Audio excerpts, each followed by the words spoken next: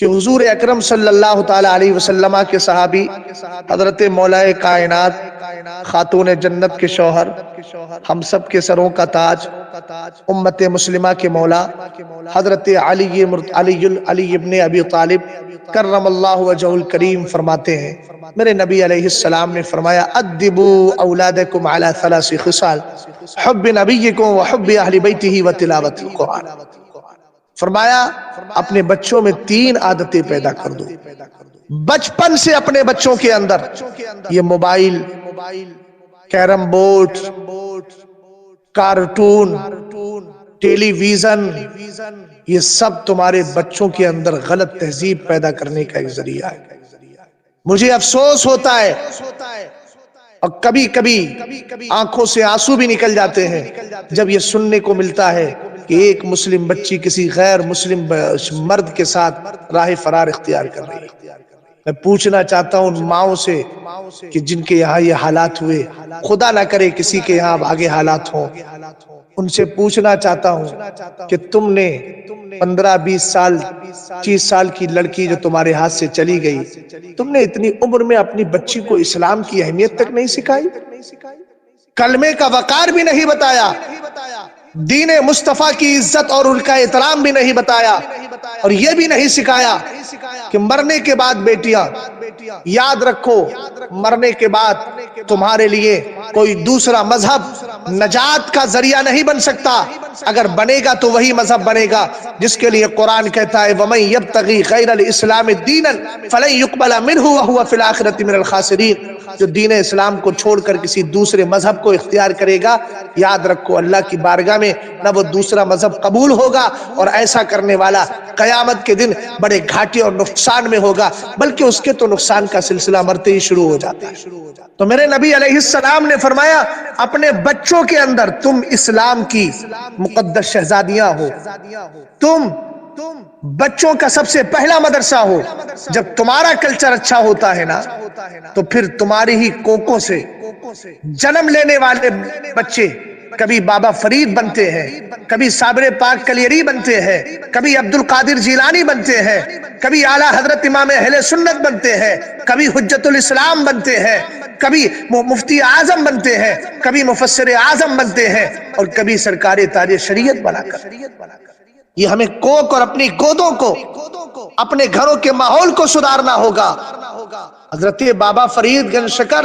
8 سال کے ہیں، عشاء کی نماز پڑھتے ہیں، اس کے بعد بیٹھ کر سرکار علیہ السلام پر درود پڑھا کرتے ہیں، ان کے ساتھی سب رات کو سو جاتے ہیں۔ حضرت بابا فرید کی امی جان کے پاس محلے کی عورتیں آ کے کہتی ہیں تیرا بیٹا بہت اچھا ہے، نبی کا سچا عاشق ہے، اس کم عمری کے اندر اس کا یہ عالم ہے۔ حضرت بابا فرید کی ماں نے جواب دیا اس میں فرید کا کمال نہیں، اس کی ماں کا کمال ہے، میرا کمال ہے، اس لیے کہ 2 سال میں نے بیٹے کو دودھ پلایا، کبھی تو ایسا ہوا ہو کہ میں نے بغیر وضو کے دودھ پلایا ہو؟ آج کیا حال ہے، بچوں کو سینے سے لگا لیتی ہیں، سامنے ہاتھ میں ریموٹ کنٹرول ہے اور سامنے ٹیلی ویژن چل رہا ہے۔ مجھے بتائے تو صحیح، جب اس طریقے سے بچوں کی پرورش ہوگی تو کیا ہم غلام صابر پاک کی امید کریں گے؟ نہیں، ہرگز نہیں ہو سکتا۔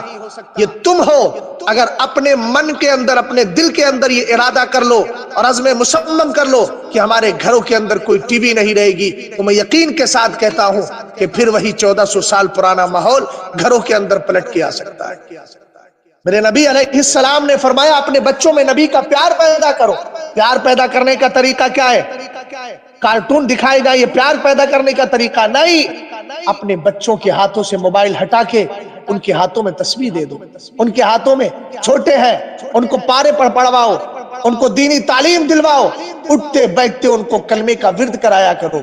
کہا کرو بیٹا پڑھو لا الہ الا اللہ، اگر بولنے کے قابل ہو جائے تو ان سے اللہ اللہ کہلوایا کرو، محمد محمد کہلوایا کرو، علی علی کہلوایا کرو، صدیق صدیق کہلوایا کرو، عمر عمر کہلوایا کرو، تاکہ بچپن سے ان بچوں کو پتا چل جائے ہم کسی دنیاوی بتوں کی پوجا کرنے والے اور جھوٹے معبودوں کے سامنے جھکنے والے گھر میں پیدا نہیں ہوئے ہیں، ہم تو اس گھر میں پیدا ہوئے ہیں جہاں ایک خدا کی عبادت کی جاتی ہے، جہاں مصطفیٰ کی محبت کو دل میں بسایا جاتا ہے، اور جہاں صدیق اکبر کے پیار، ان کے احترام کو دل سے لگایا جاتا ہے، جہاں اہل بیت کی محبت میں زندگی گزاری۔ کار نے فرمایا، میرے نبی علیہ السلام فرماتے اپنے نبی کا پیار ان کے دلوں میں پیدا۔ آگے فرمایا کہ اہل بیت کی محبت ان کے دلوں میں ڈالو۔ اس کا طریقہ یہ ہے کہ میری بہنوں، آپ کو اگر ہندی آتی ہے تو آپ ان بہنوں سے جو چینل، جو یہ گروپ چلاتی ہیں، ان سے کانٹیکٹ کریں، وہ ہندی میں آپ کو مواد اور میٹر فراہم کریں، وہ دیں، اور جن کو اردو آتی ہے وہ اردو پڑھیں، اور جو واقعہ دین کا پڑھ لیا کرو، اپنی بچیوں کو